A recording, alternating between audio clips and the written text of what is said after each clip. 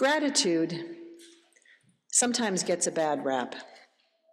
The way we talk about it or attempt to practice it can become self-centered or superficial. It can also be a powerful spiritual practice.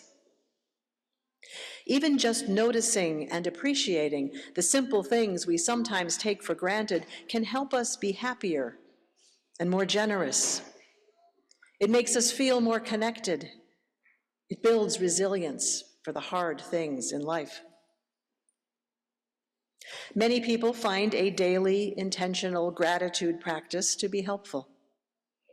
Writing or drawing in a journal, thinking of 3 things to be grateful for before going to sleep.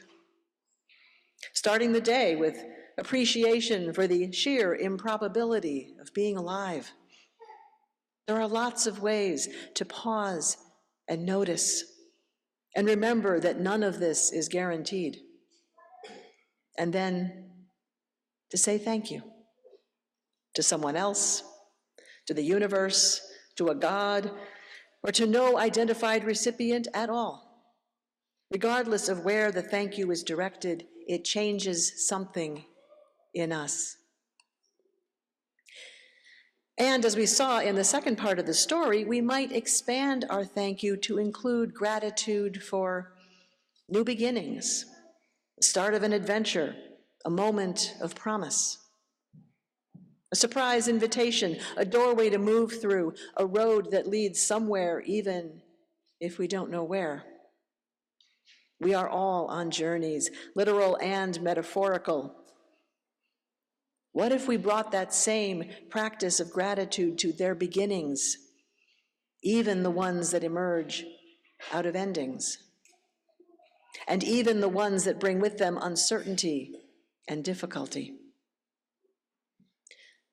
This service is an invitation to give that a try, to notice the simple things that we're grateful for, and to offer gratitude for beginnings, however they appear for us.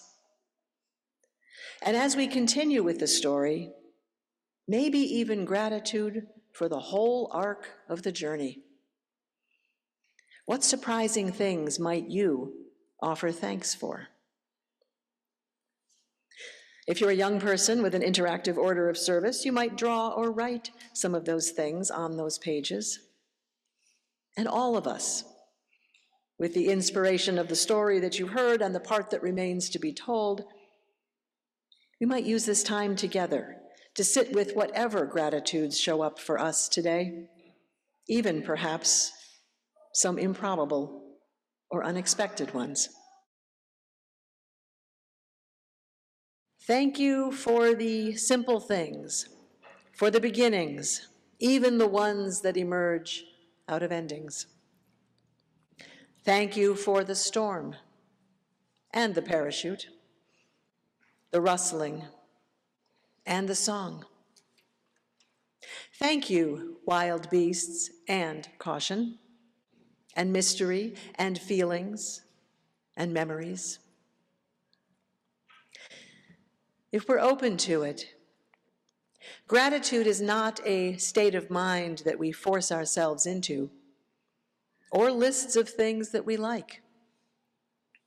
Gratitude can become a way of being all along the journey. It's a practice now, and now. And each moment, whatever the feelings or storms or wild beasts, not gratitude for what we receive or what feels good, but gratitude for existence and all that is. It's a practice some call prayer. Anne Lamott describes 3 kinds of prayer in her classic book entitled Help, Thanks, Wow. Those are the 3, help, thanks, and wow. I can think of a couple of other kinds of prayer.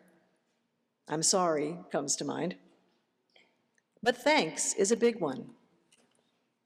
Indeed, the German theologian Meister Eckhart famously said that if the only prayer you ever say in your life is thank you, that would suffice. It doesn't matter what we call this thank you. It doesn't matter where, if anywhere, we think it's going. But doing it matters. For in the words of Unitarian minister Lanre Call, prayer doesn't change things. Prayer changes people, and people change things. Learning to live a life of thanks changes us and how we are in the world. The goal of the journey is not to arrive. It is to travel well. And the more we can bring that sense of gratitude, no matter what, the more generous and more loving we will be. That may seem easy for me to say. I have a roof over my head and food on the table. I have people I love. I have a fantastic job where I work with some really great people. I have a reasonable expectation that ICE isn't looking for me. A lot is going well for me. And there are definitely ways in which it might be easier for me than for many others, at least in this moment, to speak of bringing gratitude to the whole of the journey.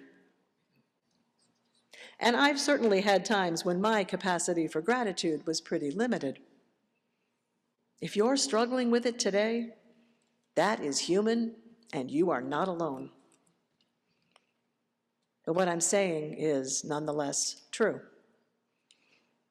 Whatever is going on, whatever wild beasts and storms and feelings and memories, it is gratitude that allows us to travel well. And finding a way to practice, whatever we choose to call it, changes us, and we change things. May we, evermore, travel gratefully.